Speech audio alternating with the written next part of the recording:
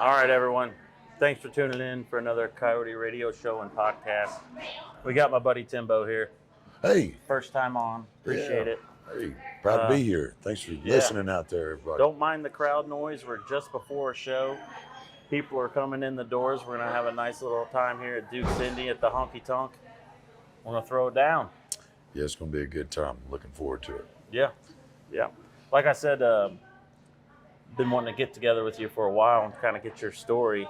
I know a lot of musicians, at this point of doing this show, and there's a lot of respect for you and what you do in the industry, I've come to find, and for good reason. Like, put on a great show, great sound. I really appreciate it, man. Yeah, Thanks for listening, and anybody else out there that's ever heard what I do and what me and my boys do. I love anything with feeling, and working on that new record. Looking forward to that. Yeah, we definitely want to hear about that.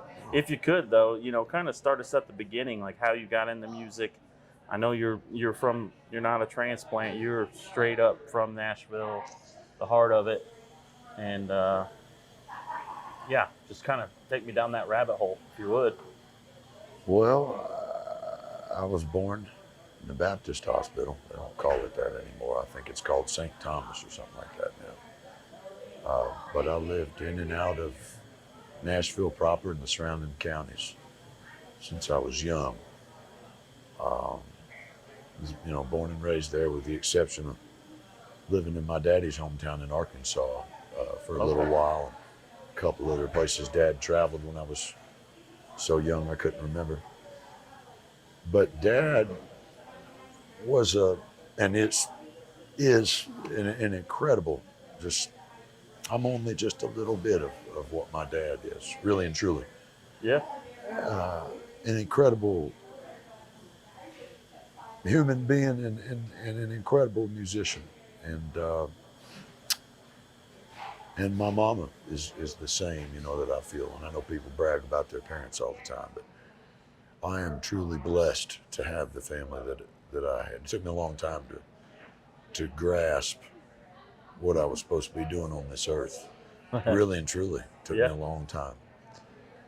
And but I owe it all to the people I was raised around and the way I was raised, for who I am and the way that the music comes out.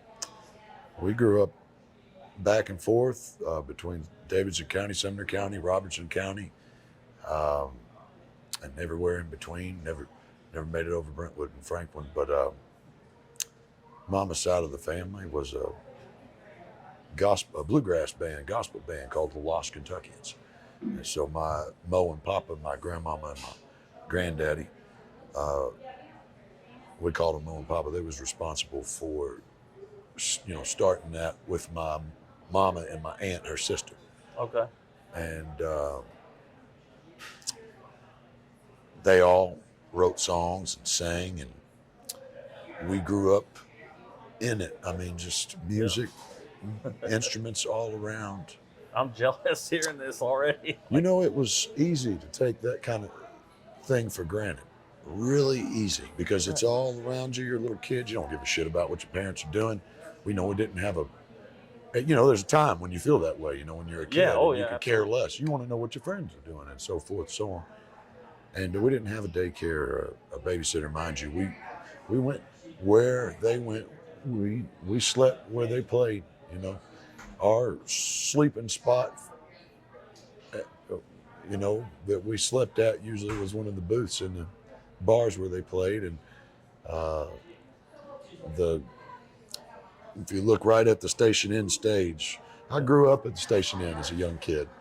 And if you look right at the part of my life anyway, you look right at the Station Inn is at the stage over to the left, and that wall right there is booths over there is where we used to fall asleep as kids. And Such a historic venue right there. man, just a lot of great memories. And I could go on and on, but I always make it a point, because it's always a point to me, that the way that my parents raised me, and even though I was a little shit, and probably still am at some point, but anyway, I'm blessed that it all ended out the way it was, and that I'm on the track that I'm on now.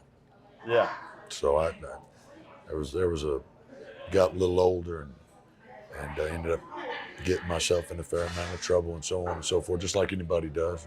It took me a long time to realize that this is what I was supposed to be doing, was playing music for a living. It took a lot of different things that happened in my life, and I didn't take music seriously at all my whole life. I did all kinds of other jobs. It wasn't until about 6 or 7 years ago 7 years ago now, probably, that I started taking everything seriously. Yeah. That's great. Yeah, I wasn't really. I mean, I was around a little bit of music, but not like family members playing around me or nothing like that. But I was always drawn to it. But that's probably why I am drawn to it this much, and why I even have a podcast.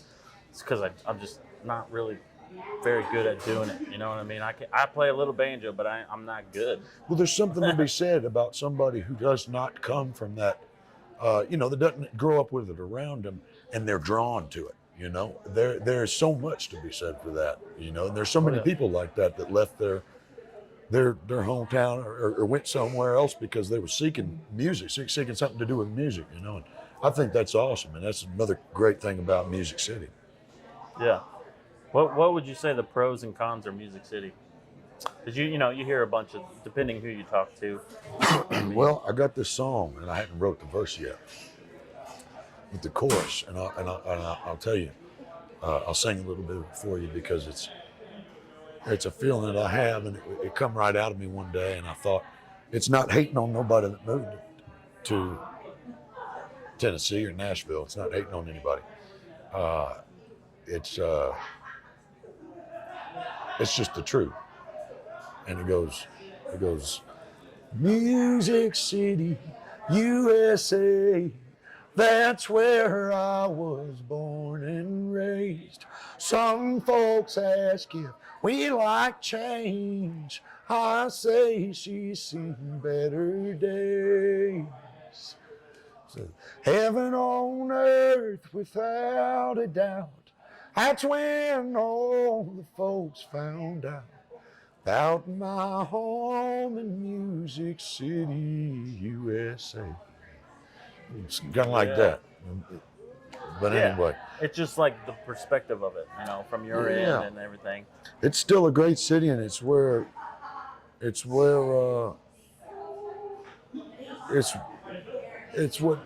made country music what it is, and not to mention it's just an ultra historic place, right there, Yeah. Nashville, capital of Tennessee. But there's so much changed, there's so many people, and as a little kid, I really did have the thought, man, I wonder why you don't see Nashville on TV as much, you don't hear about it as much as you do LA and New York, so on and so forth, some of the big major cities that Uh-huh. are landmarks here in our country. And but now I take that all back. You know what I'm saying? It's incredible, really and truly, Yeah, it is. it is. And I don't. It's not that I don't not mind it, but I'm proud of it. Let me put it that way. I'm proud that everybody realizes what Nashville is and what it means to be here and be making music, doing what you love in this town Yeah. or in that Absolutely. town, not this town, but you know what I'm saying. Yeah, absolutely. But we have a Nashville here in Indiana. I saw that passed on the way up here. And believe it or not, there's a lot of music right in that area. That's really It's a cool. they have a little Opry area that it burned down at one point, but they rebuilt it. It's the Brown County Music Center, and they'll have some big names go through there and play. And there's people that busk on the streets. That's incredible. It's a small little community, but it's good to see that because obviously Indianapolis is nothing like Nashville, but there is some heart here for it. There's room for it, and I think it's grown a little bit, so it's good to see. That's awesome. It's always good to have music. To me, I mean, traveling and going other places where there wasn't as much going on, and I saw that, and you get off of a stage, and you want to see what the nightlife is like, and you discover that, wow, there's nobody playing anything anywhere out here, and it's a very special thing, and it's a special thing to have close to anybody in a hometown where you live and have a community for it. Right. That's a very important, very special thing, I think. Oh, absolutely. 100% with you on that. There's a Nashville, Illinois, too. I drive past it. My daddy lives in Carbondale now, Cobden area.